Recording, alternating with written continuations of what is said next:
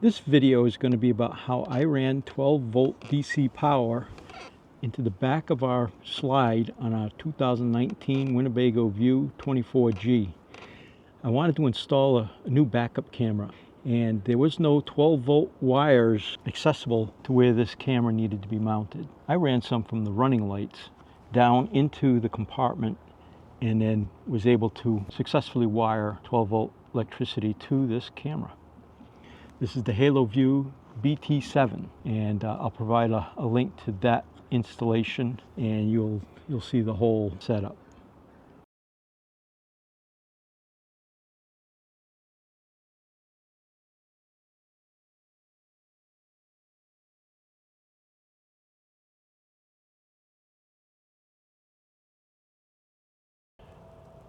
All right, so on the Winnebago View 24G, the slide is in the back, and that's where the camera is mounted, on the slide. So I don't have any DC power going up to where that camera is. So my plan is to tap into the wires that are going up this corner and going to the running lights at the back of the RV.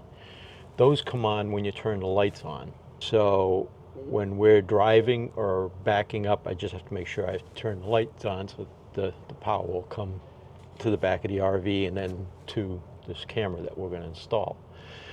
So the plan is I'm going to take this brake light off and access the wires that are going to the running lights and splice into them.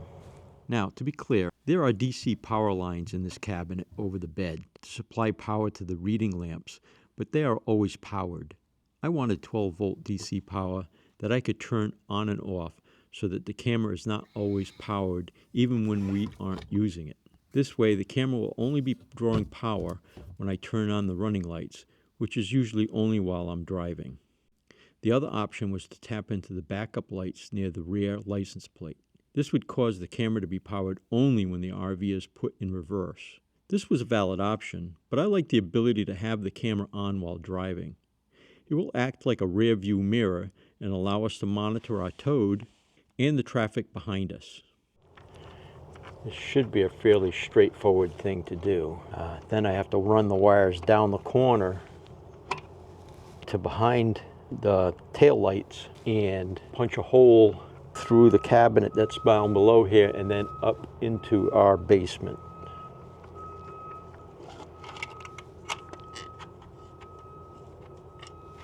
Don't want to lose the screws. So this wire loom has got all the wires for the brake light and the wires that run up to the running lights.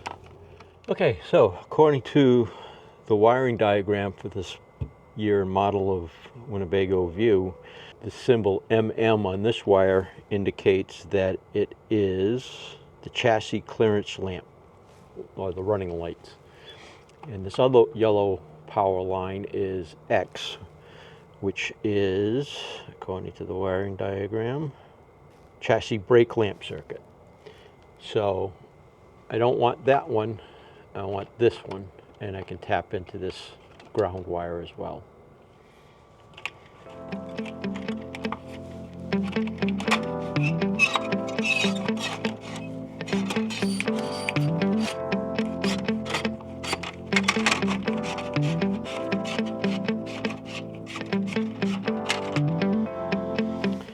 Well, that was pretty easy. Using this wire snake, I went down the corner and I think I came out down there. Let's go check.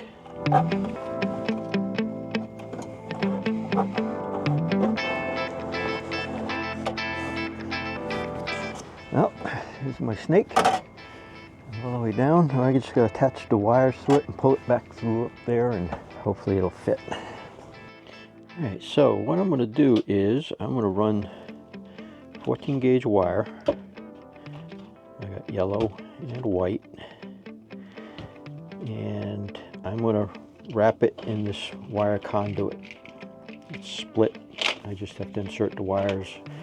I'll electrical tape it to my wire snake and see if I can pull this up through that channel in the corner to to where I'm going to connect it to the running light wire.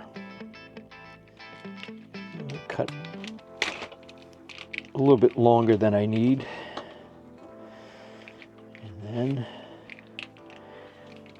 using the split that's in the conduit, I'll just insert these wires the full length of this part of the conduit. I might have to add more as I go, but now I'm going to just tape this off so it won't keep sliding.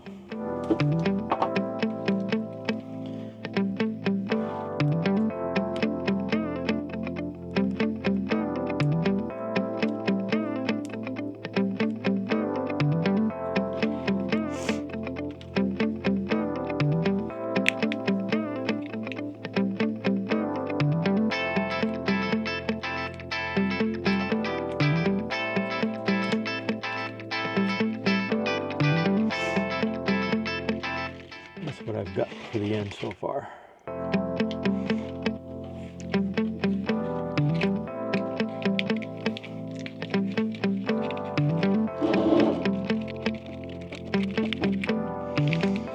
I'm doing this because, you know, there's going to be no way for me to really secure this wire in that corner of the RV.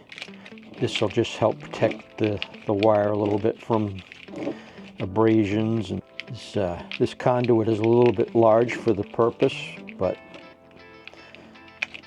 it's the only one I had, so.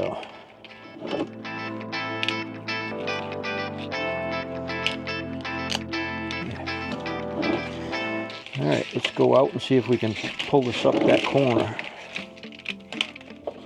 All right, so I got it taped to the my wire snake here. It's pretty secure. And hopefully it'll pull right up into the corner without getting snagged on anything.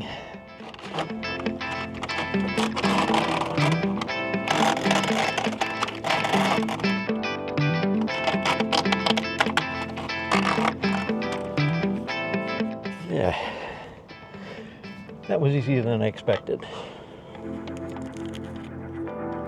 Double M is the one we're going to tap into in the ground wire.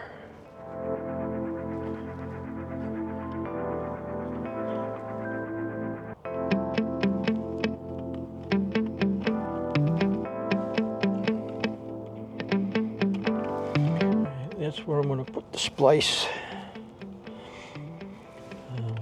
Gotta just be very careful you don't cut any of the existing wires. Cut off about 1 inch of the insulation.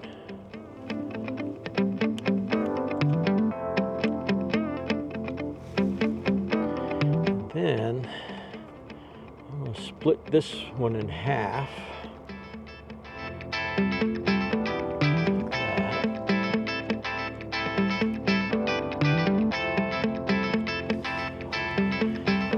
this will go between that.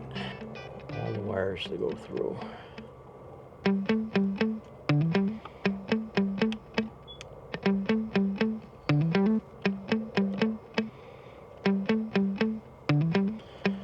then we're going to split these in half. And I'm going to wrap this one around this side. This one around this side, and I'm just going to wrap them around really tight.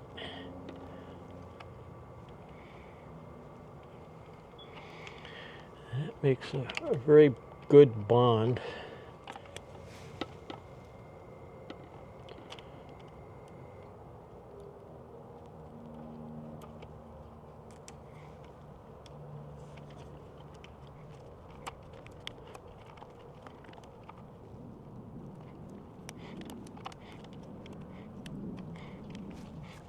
Okay, now we just do that with the neutral wire. Put these back into their conduit. There they were.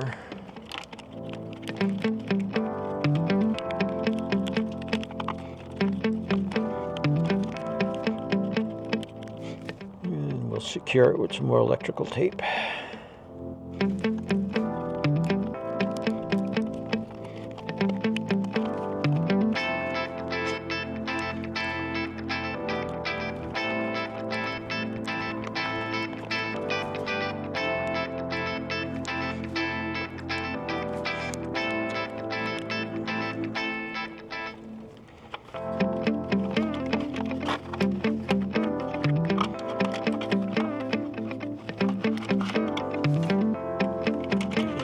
In here.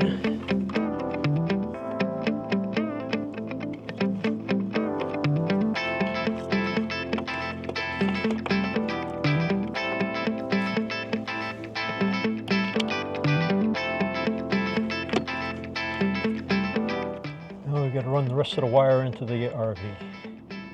Alright, so what I've done is I've measured out the amount of wire that I need to get into the RV and up, and then down to the end where the channel is for the slide, and then along the inside the floor of the slide, and then up in the corner, and then underneath the cabinet, and then up that channel that goes to where the camera is going to go.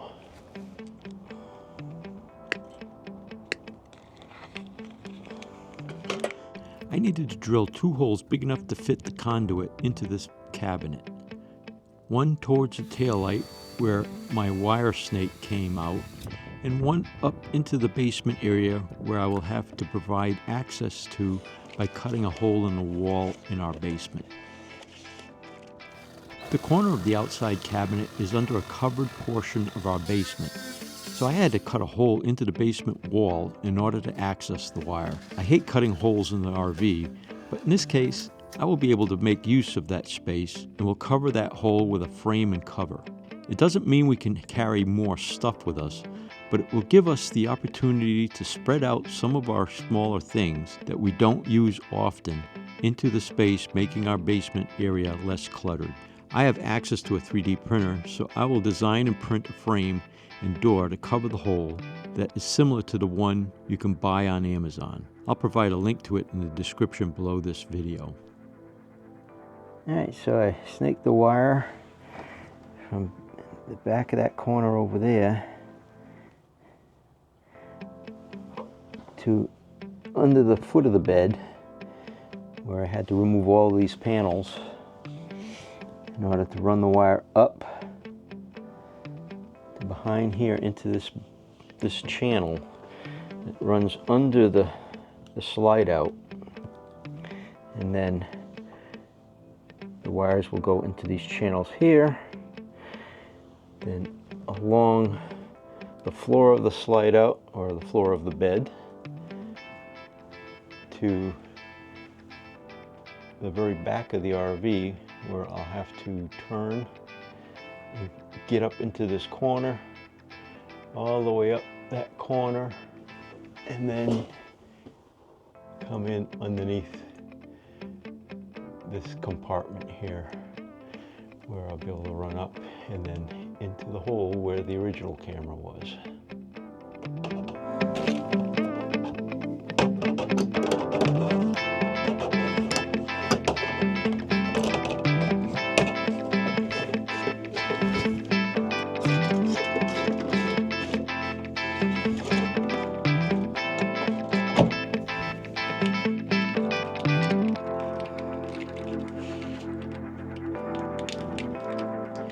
I have to do this with the slide out because I want to make sure there's enough slack in this wire so that when the slide is in, it doesn't bind up, and when it gets slid out, it doesn't bind up anyway.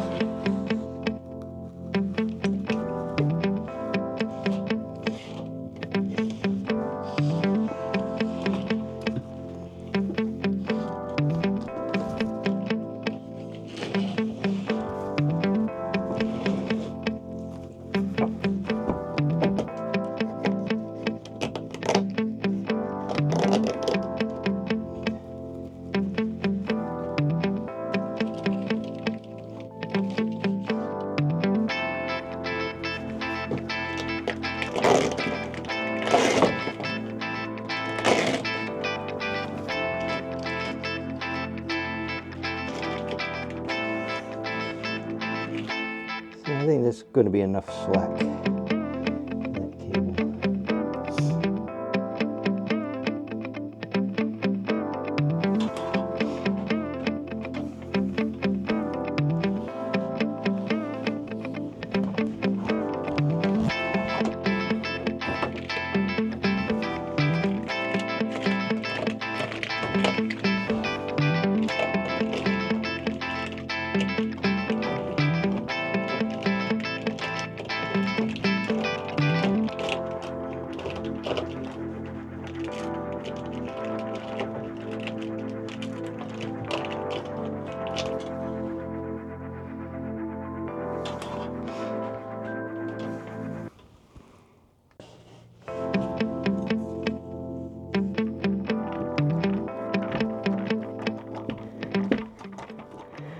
I gotta say, this went a lot easier than I expected it to. The fact that Winnebago put this channel in here made a big difference. Thank you, Winnebago.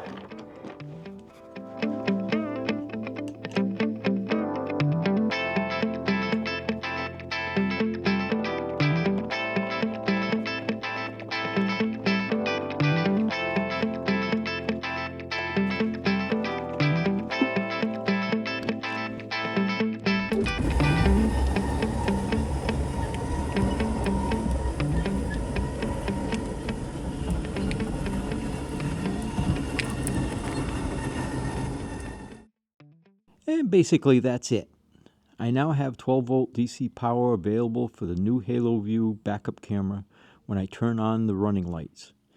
If you are interested in how I installed the Haloview BT-7 backup camera and TPMS system, click on this video.